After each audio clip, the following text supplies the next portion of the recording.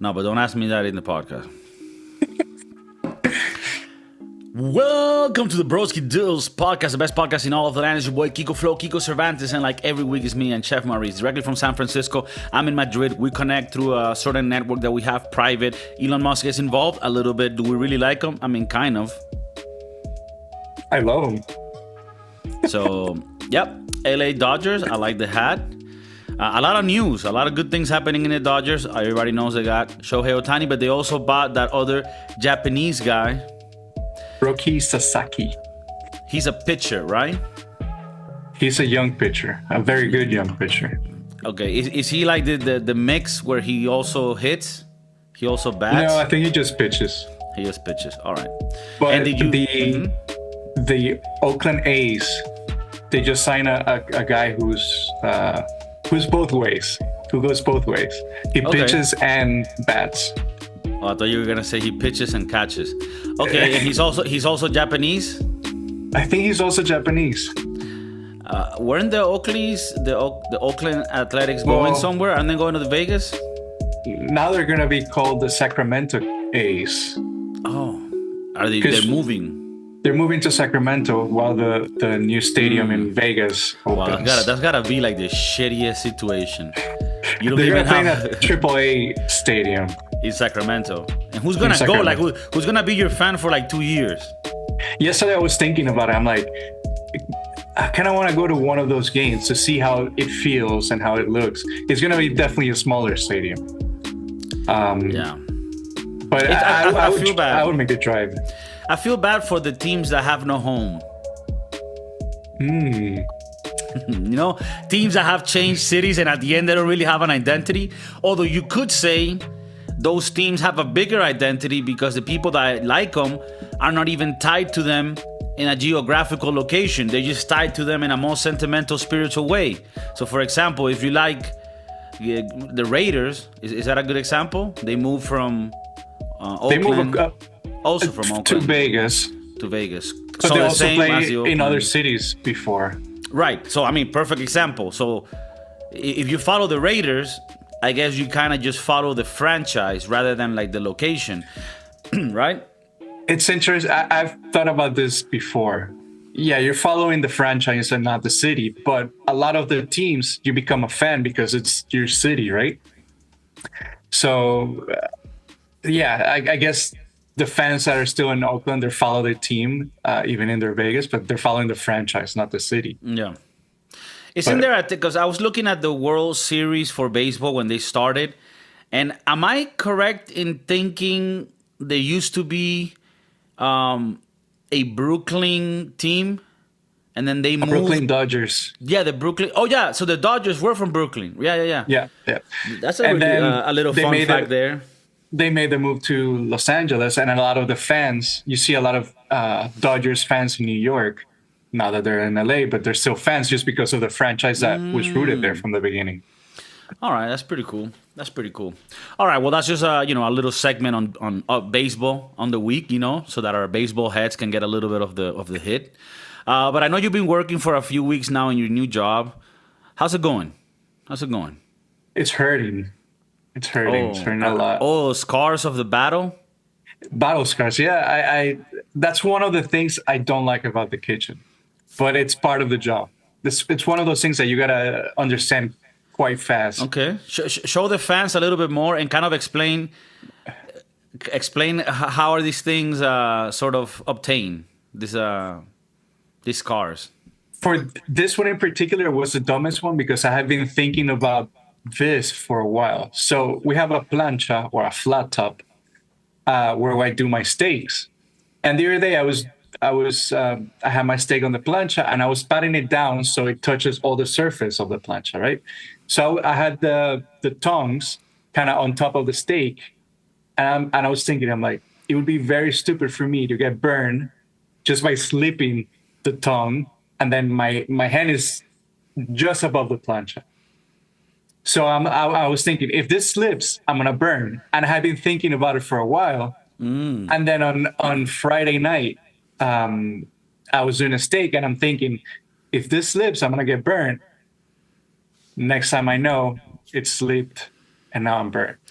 This is kind of like the book, The Secret, where you brought it to fruition. You know what I mean? Yeah, yeah. Like sometimes I've heard before, like if you're just thinking, like let's say you're a skater, right? Let's say you like to skate. It's back in '99. You have a Element board with some Osiris shoes or DC shoes, whatever the fuck. And you're thinking of doing the trick. If you keep thinking that you're gonna get it wrong and fall, that's probably what's gonna happen. So even though I think it's a little bit bullshit when they talk about the secret and envisioning things, I do think there is some sort of truth in, especially in the negative thoughts of them like being able to fuck you up. All right, one thing. So you're saying you don't like it in the kitchen. You know, one of the things is the fact that you're getting hurt, right? You're getting burned. Are you getting cut sometimes too? Okay, so even though I get it, it's uncomfortable, it's pain, there's something about it. I guess because now in the world that we live in, we're just such bitches. But now I think like, damn, I kind of wish I had my hands all bruised up, like a mechanic. You know, he would have like bruised up hands. You know, like in your case, a chef. It kind of just makes me feel manly. Like I kind of want to be in a bar, right, with a shot of, Jack Daniels, and like part of my hand is cut, and somebody over in the other side of the bar thinking, how did he get those scars? Those are good stories to tell. Most of them are boring. But some stories are fun to tell. It makes you look very dumbass. Yeah, but you kind of keep the mystery for people that don't know. It's like when you go, it has happened to me like at a supermarket. I see a man's hand. I'm like, damn, those hands are fucked up. Maybe he works in construction. Right.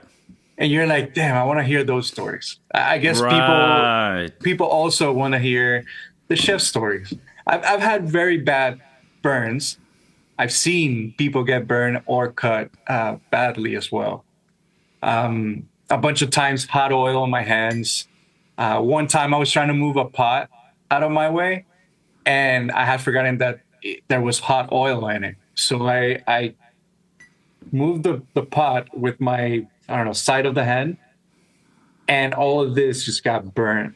And that was like a very dumbass story of my burn. I have burns in my arms from ovens. My fingertips are always burnt because when you grab stuff from the ovens or the pots, they might be hot, and some pretty bad. No, but injuries. I think it sounds pretty badass. Like I've always thought, aside from the minimum wage and the long hours, I kind of just love the whole kitchen flow. Like it makes me feel manly, like you're doing like a real thing. Well, there's this girl who trained me on the new station I'm working at. Dude, her arms are fucked. And I think that after a certain point, that's just you being a dumbass. Because I work the same stations and I have certain burns, but not as much as her. Dude, she has line behind line. You know how... And you're sure this is not vein cutting? I thought about it, but no, they look like burns. And also they're very fresh. So it's like how she's very good. Like she is how do you say that? Like a badass. Oh, she's very good at cooking. She's good. She's a bad bitch. A bad bitch. She's very good. She's very young and she seems very, very talented. But her arms are just fucked. And you keep thinking, it's like, what? How much longer are you gonna keep burning yourself until you understand that until whatever your you're arms doing are is gone? wrong? Right. Right. So and are you are you in the same position as her? Yeah, she just has been longer at that place. Okay, she's been longer at that place, but you have been longer in the kitchen world, in a cook, and you fucking been around. And I don't mean that in a bad way, although you have been around also. But I mean, you've been around them kitchens, you feel me? Miami, Australia, San Sebastian, Spain in this biatch. So, do you feel like at one point you would have like the certain grit to sort of be like, hey, by the way, I'm not trying to be like, the upper guy, but if you handle things a little better, maybe you won't burn your hands by the time you're fucking 30.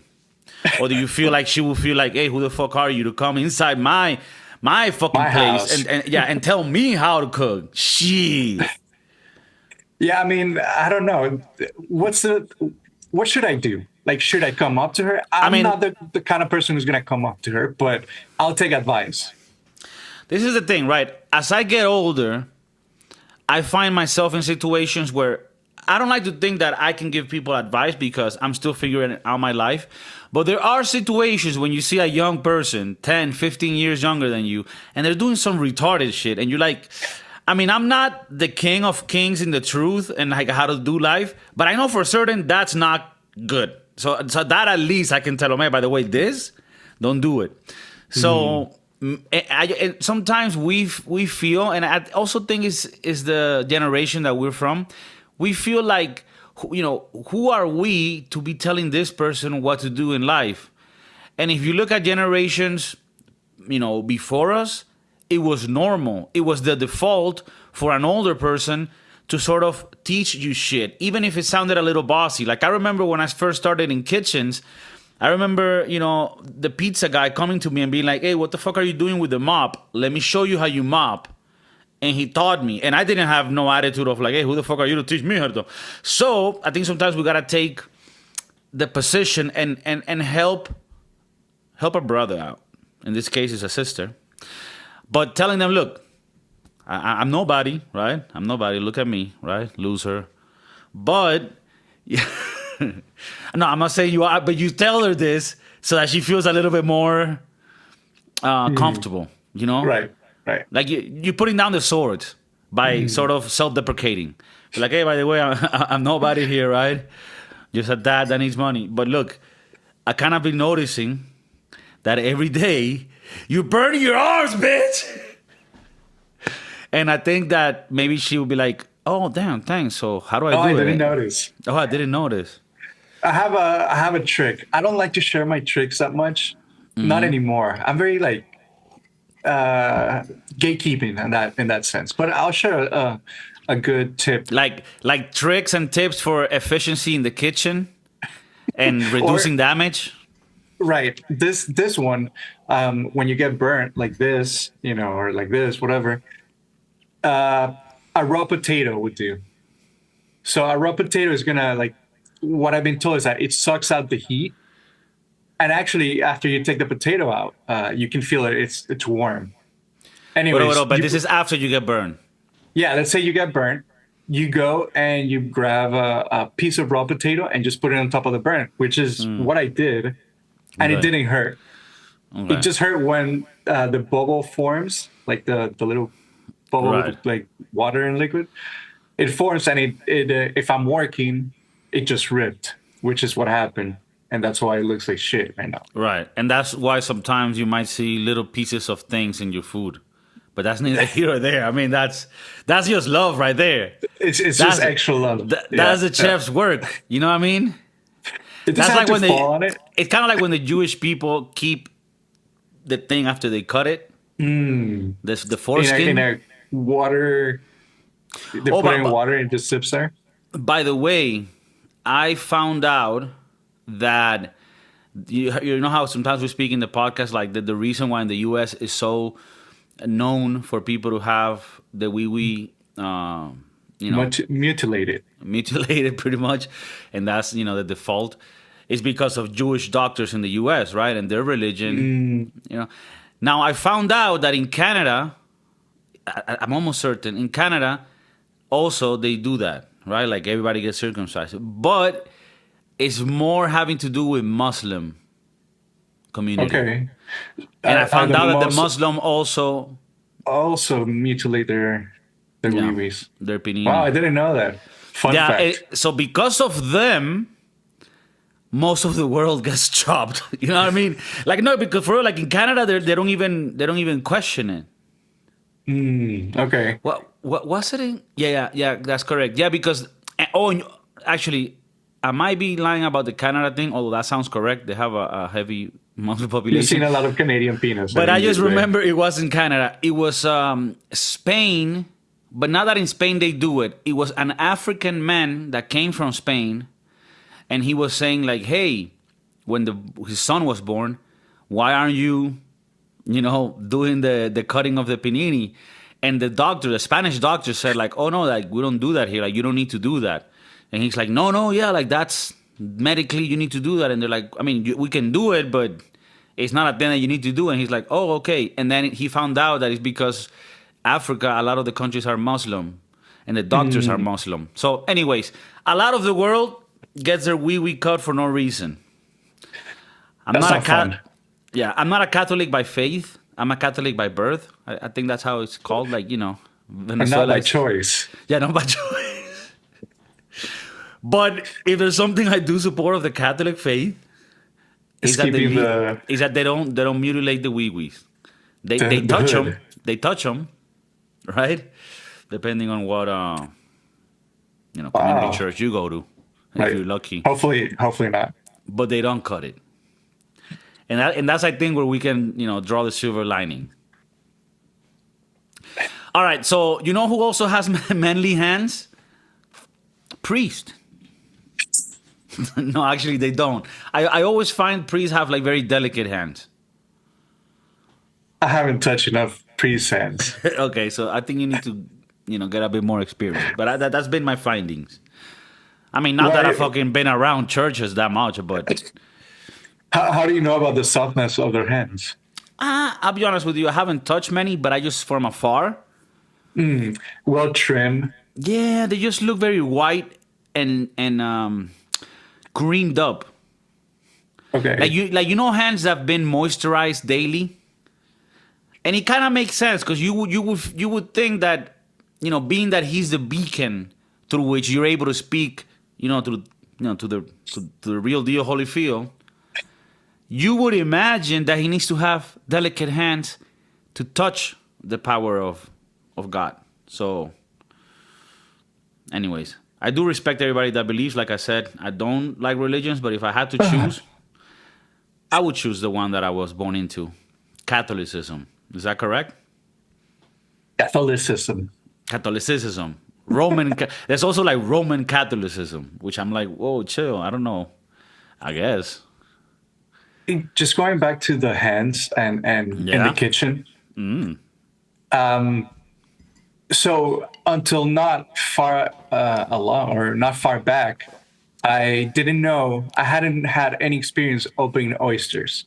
So that's an experience that you need to take. And I didn't know, or I never had tried the oyster opening until maybe 8 months ago. And now I know how to do it fast, but they taught me a way so I don't cut myself. So if you see how people open their oysters, you basically have to put your hand on top, and then the knife, which is a special kind of knife, goes into a certain hole of the oysters, and then you can pop it open.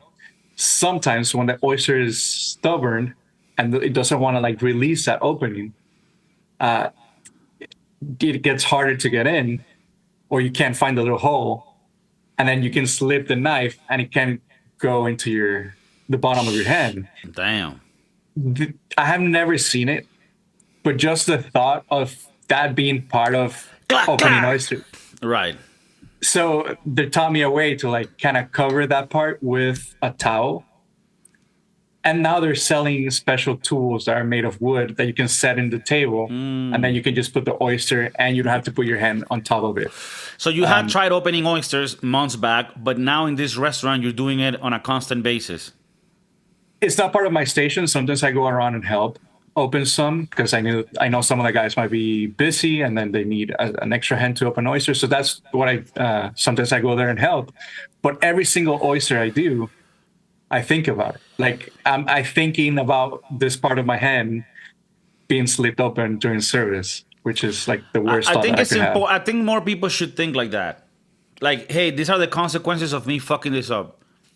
I think that has to be in the back of your head when you're doing certain cuts or certain, I don't know, cooking on top of the stove. You need to have like certain thought of that something might be going wrong. If you leave your dry towel on top, it's going to get burnt. Like, for example, I've seen it happen. Today, right? I was I want like let me make a chicken soup, right? If there's one thing that I enjoy making and that I like eating is chicken soup because it has all the nutrients that I need. It's part of a healthy diet, and I actually make up a pretty good one. So I put the pieces of chicken. I put it with water. I start boiling it. I went into my room. I started working on stuff, videos and shit. And then I got carried away.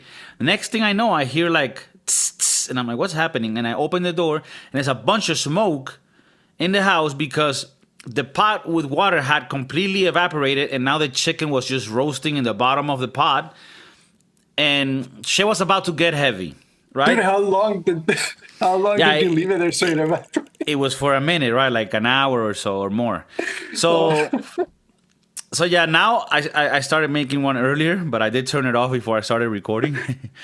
But pretty much I had to throw it all away. Like I had to scratch all the just black. All the burnt pieces. Yeah. So it's just to show an example of some of the things that could happen if you forget, Were you able to scrape everything off? Because if not, I can give you a tip. Well, let's say I scraped 98% of it off. How can I get the rest of it and get that pot looking fresh and clean?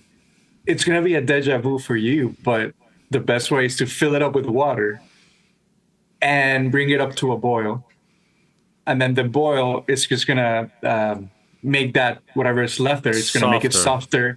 And either it'll come out by itself or it'll make it soft enough that when you dump the water, you can scrape over it and it should come out. Well, at this stage, that has become part of my next soup, unfortunately. So I guess extra flavor. In a way, the new soup will have a little bit of the old soup, the one that died. So yeah, manly hands. If you're a mechanic, if you're a plumber, an electrician, what else? Maybe like a cattle rancher. I think they get hurt. Let's say you work with like in a boat, chains and shit. Remember that show, Dirty Jobs? There has to be millions of jobs that suck, and then you have stories for your fucked up hands or arms or legs. By the way, the guy that makes that show, Mike Rowe, super cool guy. He has a podcast of his own, and he's always talking about manly shit. He's always like, "Oh, I have this scholarship program for people to learn how to fucking fix, cranes and shit, or like, John Deere equipment." Like, and I'm like, damn, like that shit is fire. Because today, what you get most is like, "Oh, I know how to code. Oh, I know how to send an email. I know how to get on a Zoom call." Well, I was thinking, like, if I know the danger of my job is getting burned, getting cut, whatever, what are office people's dangers in their job? Right. So, contrary to popular belief, the dangers in a corporate setting, in an office job, are way more harmful than in a kitchen. And you might think, what? I mean, after all the pain, after all the scars I got. Yeah, but I feel, and I mean, this is not to say that the kitchen is invulnerable to these things that I'm going to talk about, because it does happen too, but it's less frequent. But the dangers that you have in an office setting, in a corporate job, are your soul being consumed. Oh, that happens on the daily at the restaurant. That too, right? But I mean, I'm not trying to downplay the pain that you feel on a daily basis, but I do feel like there is something to having your mind occupied with all these physical tasks that you need to do in a day. And then in an office setting, there's all this drama, all this bullshit, all this, which also happens in the kitchen. But there is something to the pain that you feel in an office. There's a movie called Office Space, which greatly shows this.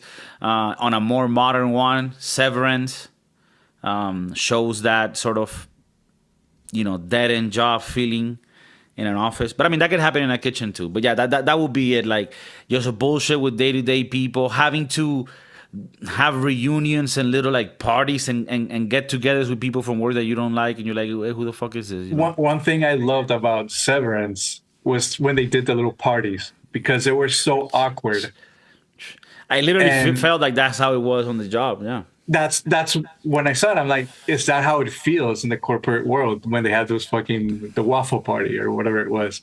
And I remember the last one they had, which was like they started dancing and shit and made it more awkward Yeah, still. yeah, yeah, yeah. That And one. then at the end, the guy bit the other guy and the security guard. Yeah, yeah. But that's how it, watching it, it's like, is that how it feels?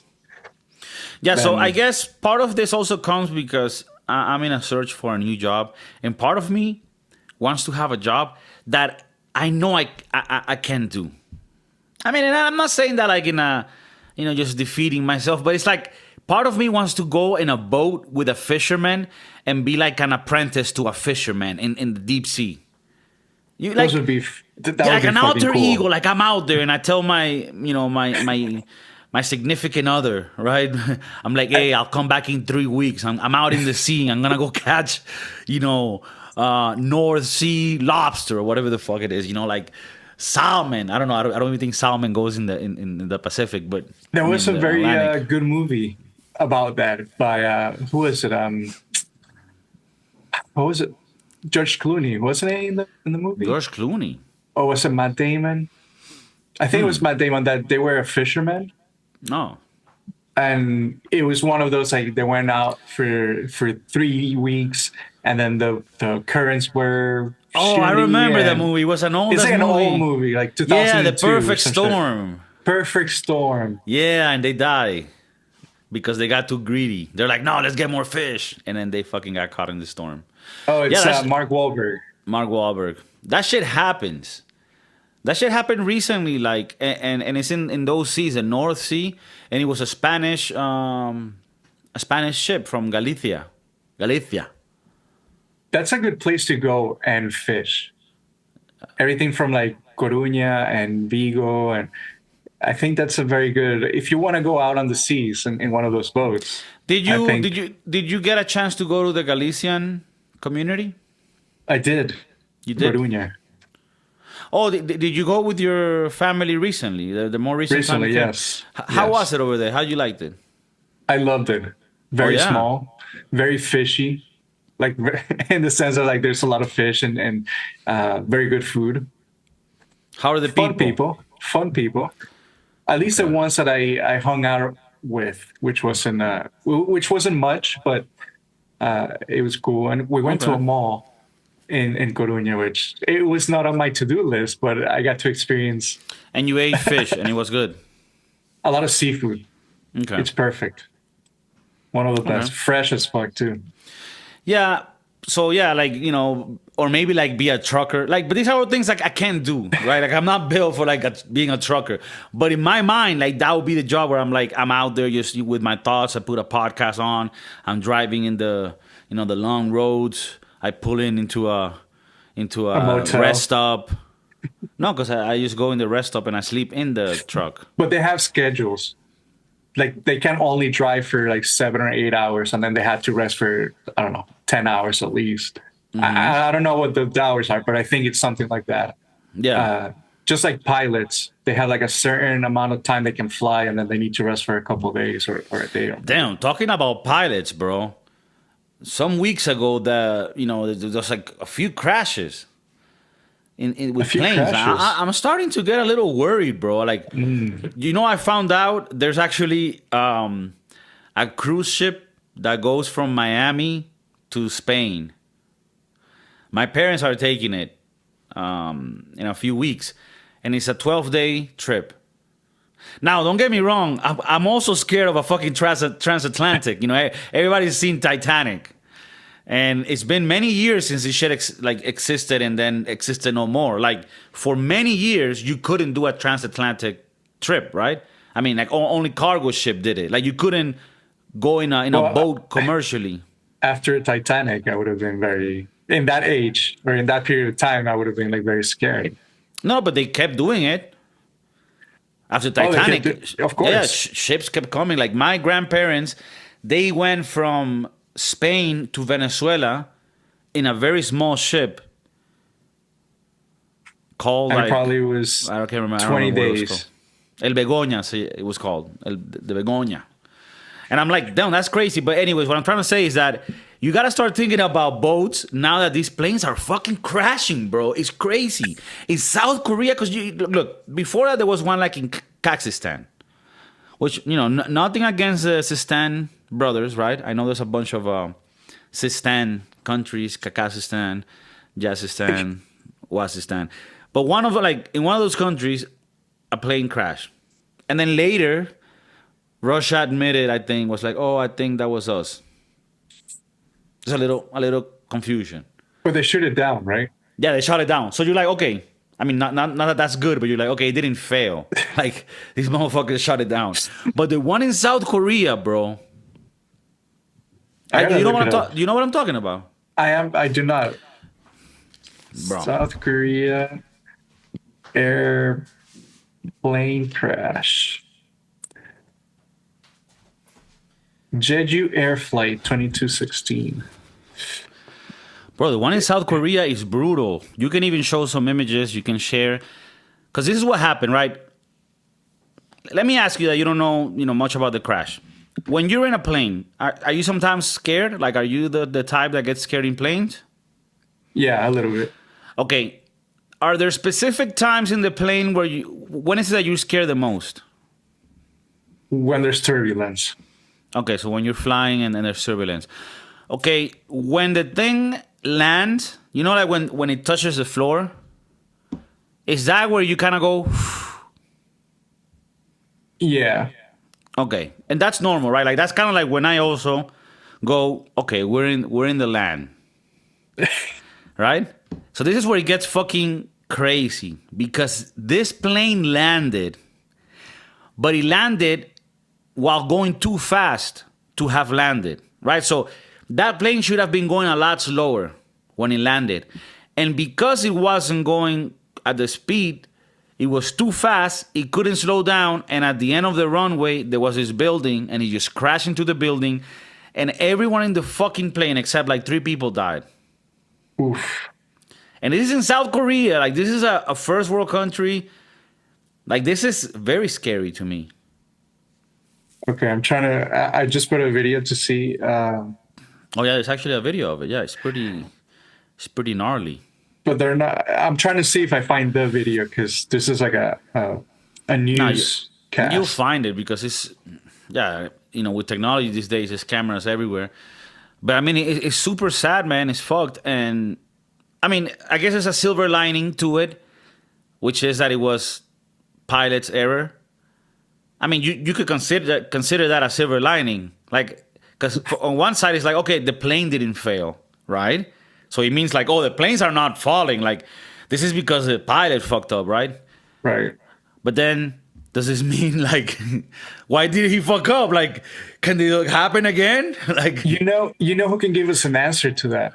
If he ever wants to come on the episode, I have a cousin who flies, who's a pilot. That's true.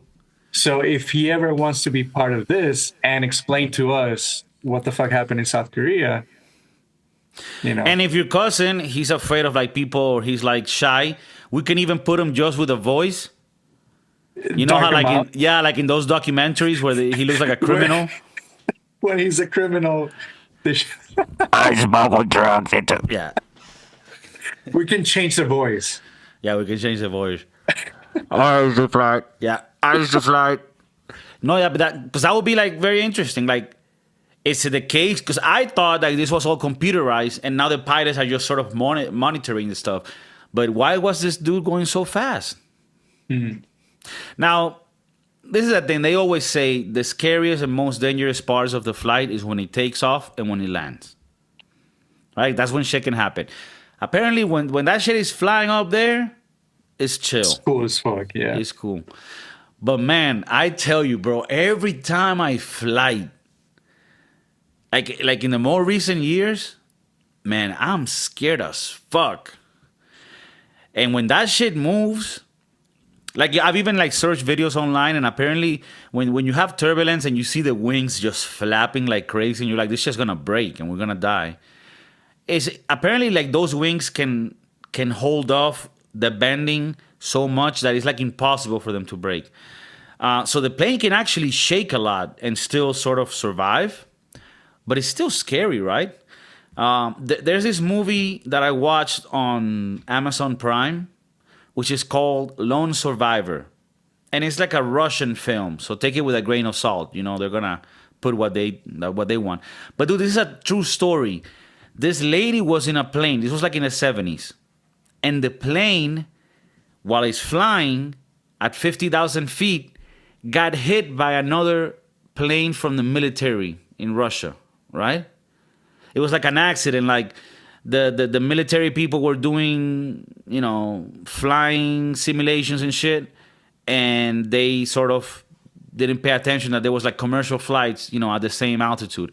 Anyways, they hit the side of the plane and the plane starts breaking down and falling, right? Well, bro, one person on that plane survived the fall and survived the crash. But if you watch the movie, because I mean, obviously there's no video of this, and the movie kind of like, you know, makes a whole video effect thing of it. But bro, this is like, I'm not talking about, they're as high as a building. No, they're as high as the clouds, bro. And this girl survives one way or another. She falls like in the Siberian forest. And little by little, she like, you know, finds shit. She finds a flare gun. And then recently I saw her speaking. But if you try to find in YouTube for this story, you cannot find it. If you search on YouTube, only survivor in Russian plane, you don't find anything. The only thing you find are news of plane crashes with no survivors, which is a little bit mysterious to me. Like, why is it that all these crashes, none of them have any survivors? And in the movie, they show that, like, sort of the Soviet Union didn't want any survivors, because then they could have sort of said, oh, we got hit by another plane. And then they would have made public that in reality this all happened because the military was doing what they shouldn't have. Anyways, I don't know. It just came to me because this was a crazy story.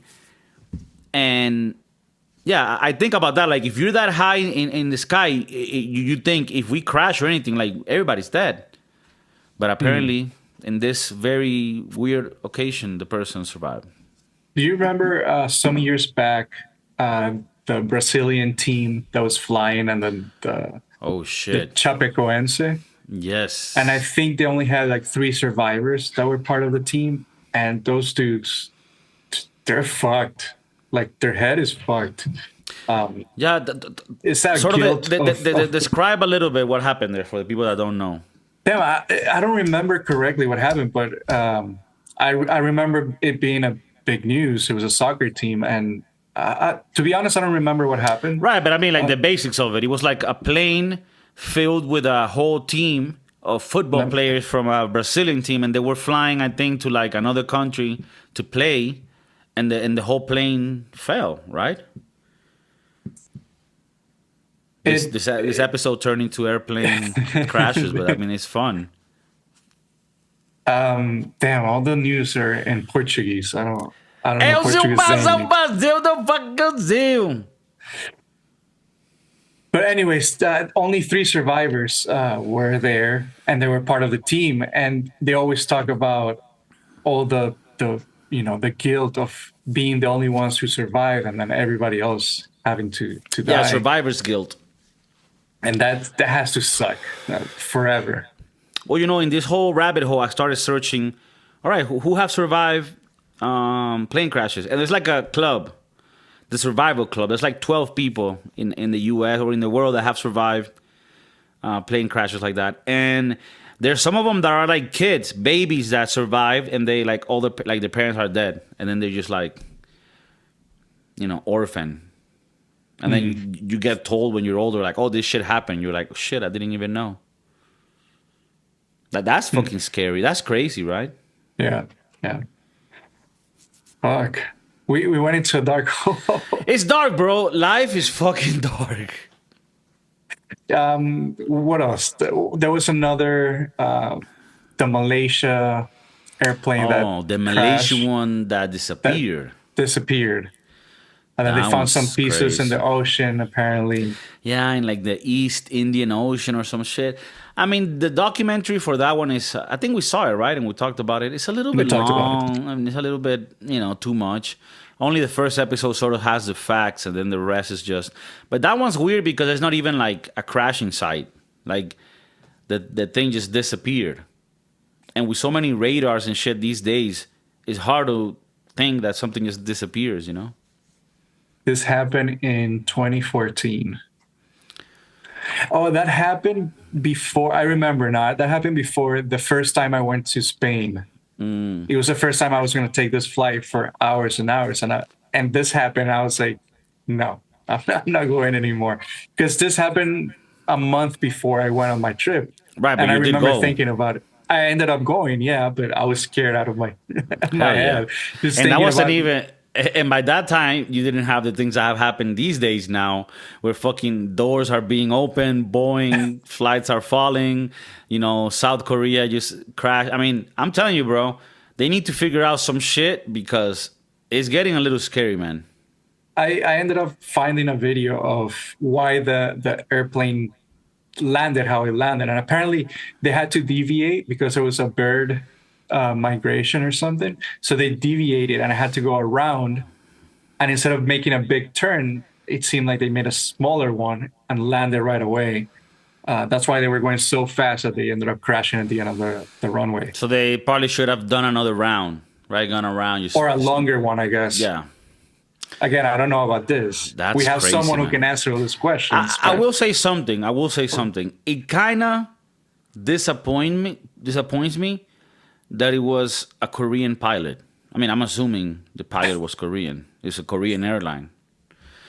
Because, like, of all the people that I would expect to fail in this type of situations, it's not the Asians.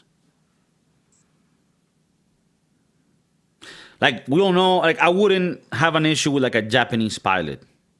Although, I don't know, that one does have, that one does have a little bit of a, I don't know. I mean, I wouldn't have, on a technical level, Japanese pilot, perfect, no issues. Now, if I start remembering World War II and kamikazes, I get a little scared. But in general, generally speaking, they have the technical abilities. Now, South Korean pilot, I would have thought, you know, perfect, no issues here. Maybe he was hitting the... So now I'm getting a little scared. Okay, like, you know, don't get any pressure. I mean, this won't say anything about you, but like, if you had to choose the ethnic group of the pilot that you're flying, like, what would you choose? It doesn't mean the other ones aren't good. It's just, what would be your desired? You think something like like Chinese or North Korean, just because of how strict they are? Strict? I mean, that's an argument there. I mean, it's valid. So, you're not going to answer? I think between the Chinese and the North Koreans. Okay. No, but you see, now you're fucking... Be real. You have to dare to say things that might be uncomfortable. I can't give me that luxury. No, just say it. You can say it. I mean, it's fine. You're a minority, so it's not even like racist. It's not racist because of my so I can say certain words that it would be okay to say. Exactly, like, you know, beaner. You can say that. Oh, okay. Riffraff. Well, that's in general. Like, you know, like, for example, you gotta have a preference for a pilot, and you also have to have a preference for your doctor. Right? Think Not about necessarily. it. Think about it. You don't want like an Italian and Irish doctor. You don't want a Cuban doctor? Not ideally. When I was in Miami recently, I had to go to the doctor with my dad, and the doctor was Cuban. Not the best experience, but that was just my experience that time. All right, so just you're being a little bitch, and I don't like that. So I'll tell you, my pilot. For some reason, I just feel good with a 60-year-old white man. You know, Midwest, has a family, a dog to come back to, 401k. He has a lot to live for. He's not going to fuck around. Probably has a little hoe in Fort Lauderdale. That's fine. Okay, doctor, Asian or Indian?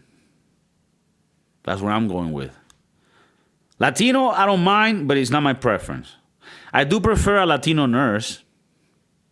So you see where I'm going with this? You see where I'm going? All right, so what's your example? Who do you prefer as a pilot? Someone who has experience. Okay. A doctor, someone who has experience. Okay. That's an answer. I mean, it's a gay answer, but it is an answer. I mean, some people would consider that a controversial answer because people, you said, okay, my pilot, I want him to be. I mean, would you agree that you want the best pilot available for that job? For sure. Right. So that's, meritocracy. But that goes against DEI. But guess what? DEI is dead because Orange Man has been sworn in and it's Trump planning this bitch. How crazy is it that this dude put out a meme coin? Did you hear about this? I did not. He put out a meme coin. Can you believe this? Can we buy on it? Well, I wouldn't. Apparently, I have some people that I know that went in and made money on it. But bro, it's a scam. What's the name? What? No, I can't. Do you remember? I can't. No, I can't say the names. I don't remember them. But why is it that he's doing this? Like, I mean, obviously to get money, but bro, I feel like this is fucking up and, putting a little black dot on his name. Like, it's not good. It's not going to be good. People are going to lose money. And you know who also put out a coin? Melania. Melania. There's a Melania coin. Look, if you go into, there's a site where you can check meme coin prices, Dex Screener. You can search for the Melania coin. So what the fuck? $5.81. That's the price? $5 and yes, it just went down to $5.62. The Melania coin. The Melania, Yeah. okay. So if you want to own one, you buy $5.62. Yeah. So what is this? Like this guy just started and he's already doing some fucked up shady shit. Are you mad now? I'm a little mad because I kind of rooted for the guy. It's not a secret that I rooted for the guy. It's not a secret that Chef Maurice voted red. What? He wants to keep it a secret in San Francisco. He's right in the middle of where the fucking Pride goes by. So yeah, he definitely doesn't want to, promote it. But behind that blue hat, you best believe he has a red one. Make America great again. No, but yeah, I mean, fuck it, whatever. I hope he does the things. Apparently, he's gonna get serious with immigration, with laws. Have you seen that? Like in certain places, like people are just robbing. I mean, we talked about the homeless. I hope he just comes in and just wipes it all off. I mean, that didn't come out well.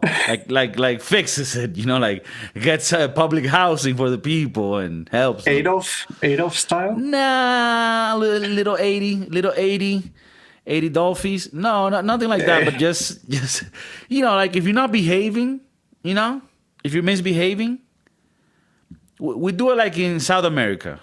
If you steal something, your hand gets cut. At least. And then we start seeing what's happening. And then people are also having issues with Elon Musk, because now Elon Musk, which, as you know, is part of the government and shit. Oh, I thought you were going to say he was part of the part. He's part of the podcast. Oh, I mean, he is in a way, because he provides the internet that is used for us to be able to connect from Madrid to San Francisco. A lot of people that listen to the podcast, they've written to me personally. They're like, hey, Kiko, I enjoy the podcast, great stuff. I like it that you guys are learning English. How is it that you guys even connect with each other, right? Because you're 9 hours in the future, in comparison to San Francisco. So how does that even sync? And I tell them, hey, don't ask how the sausage is made. We make the magic happen behind the scenes. That's our thing. That's a little secret, But anyways, it's thanks to the Starlink internet that's provided by Mr. Musk. Do I love everything he does? No. He's now Almost. saying that that we need this, I mean, like BH1 visa to get more immigrants for like high-end jobs because we need more talent. And look, I'm all for that, you know? Do you think that now what I was seeing in the inauguration was that all these like powerful people, Elon was there, Bezos was there, Tim Cook, and who was the other guy? Fuck, I forgot. Anyways, they were the four the biggest. Zuckerberg, four of the most money influential people in the world. They're in that space with Trump.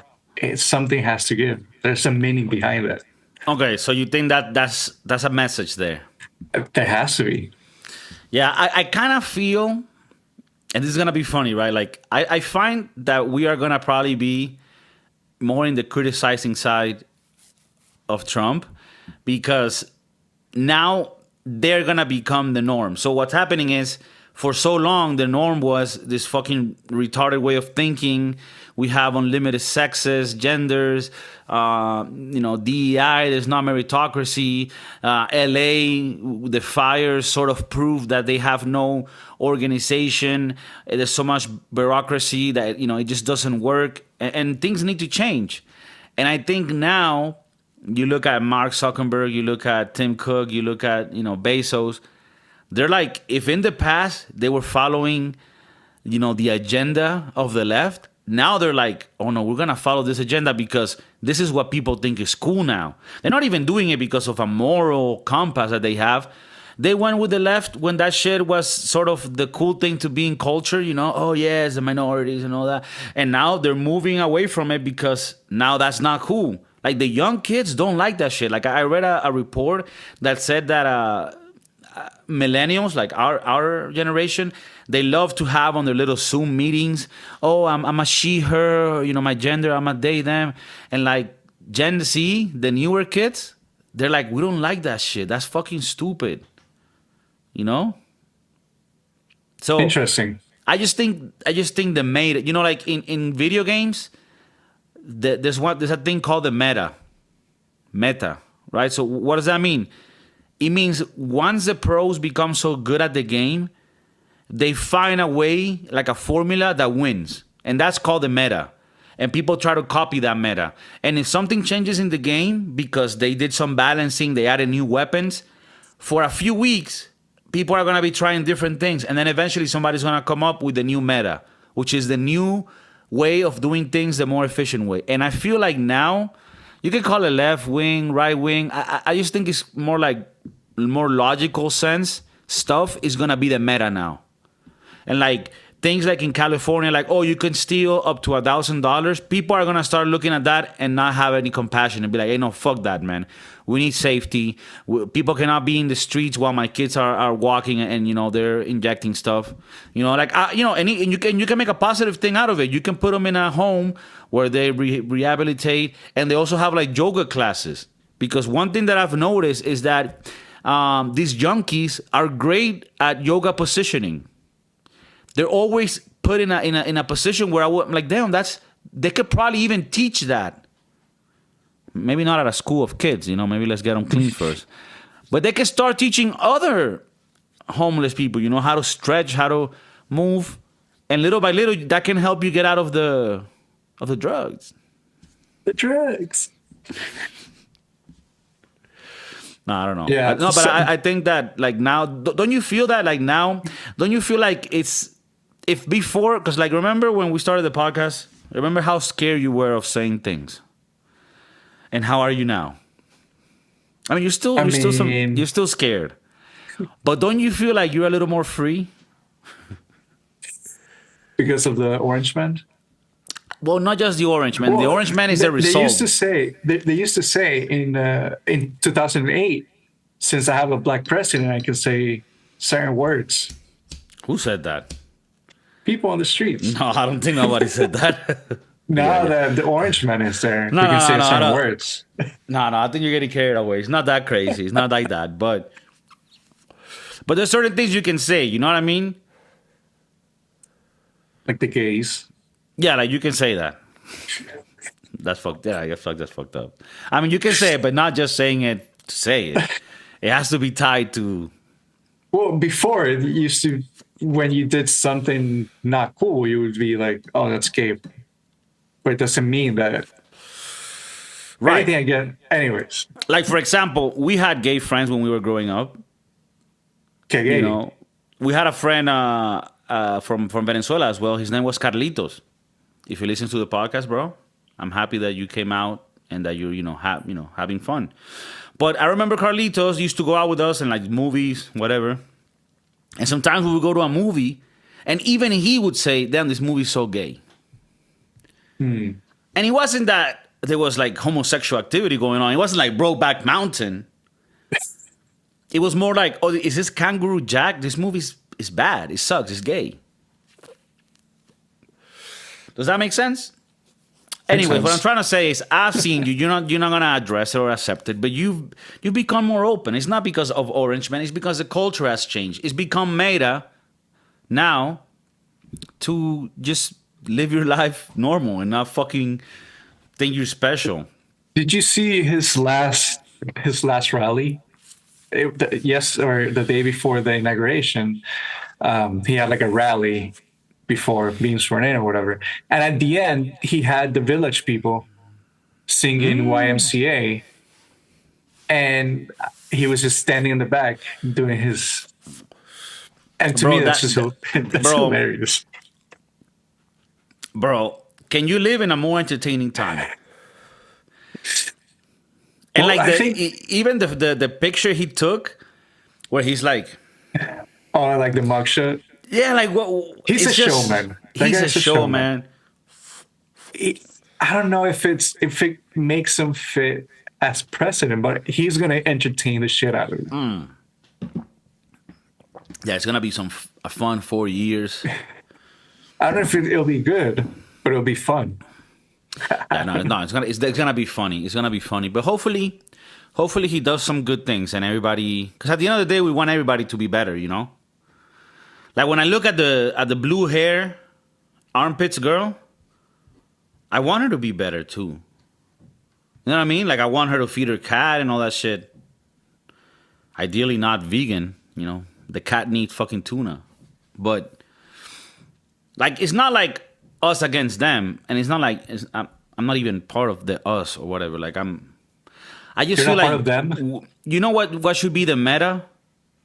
Low key here, I'm not trying to be sentimental and stuff, but low key the meta should be, bro, let's find a common ground. You like social programs? I like individuality. But we both like getting drunk. All right, that's common ground. You know what I mean? Let's get drunk together. Like, for example, you like abortion. I like guns. But we both like oysters. Common ground. You find things that you can relate to the people. Okay, so for example, oh, hi, yes, I like to have my kid have a sex change. The other person is like, oh, yeah, we're Christian and we don't have sex until marriage. But we both, like the Savannah Bananas baseball team. Common ground. All right. So, anyways, I think that's the way forward with Orange Man. Now, one thing is it's going to be definitely funny. It's going to be a fun time. It's going to be a lot of laughs, but hopefully not a lot of cries. Hopefully inflation gets better. Hopefully he makes an example for the rest of the world to follow, because anything that the U.S. does, the rest of the world follows the steps. And I mean, I'm not sure, but I hope that he knows that. There was a recent SNL appearance by Dave Chappelle, and his closing bit was, sort of the same thing, like about Trump saying, "Look, everybody's sort of looking up to you now. expecting for you to do things good for the people. So do that for everybody. Not just for the people that voted for you, but the people that didn't, because they're all part of the same country. So yeah, I guess what I'm saying, Chef Maurice, is you can put your America Great Again and walk in the streets and just be proud of that. You don't have to be afraid because you're in San Francisco. If anything, be the beacon for other people that are afraid in your neighborhood, so they can come out. I will do that. Okay.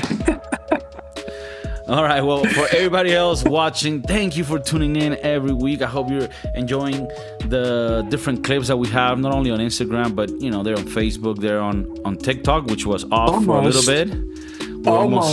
They almost killed it, but TikTok's back.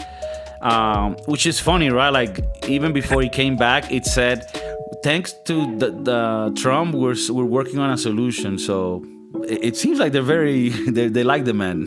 Do you think, in some sort of crazy way, this is all a show for him? Like, it's weird, man. It's a movie. He was the first one who said he wanted to ban it. Yeah, it's weird. It's a movie. I think Elon might buy it. Or Mr. Beast. He said he wanted to buy it too? He tweeted like he was meeting with all these billionaires and he was down to buying it. Okay. I don't know. So yeah, I mean, crazy things are happening. But yeah, we're back on TikTok again. We're on all the platforms. So yeah, please sign up. Tell us, what you think about all this. Are you happy about the guy who won? And even if you didn't vote for him, are you sort of hoping that things go better? And do you think that this meta change is real? Like, do you feel the culture has shifted in a way where people are just not as interested in race and sex and more interested about the interiors of people? And I don't mean that in a Jeffrey Dahmer way, but more like in a love, sentimental, spiritual way. Okay? All right, well, keep it cute, keep it gangster, and keep it Gucci. Keep it Flopian. Peace out. Take care. Much love. Bye.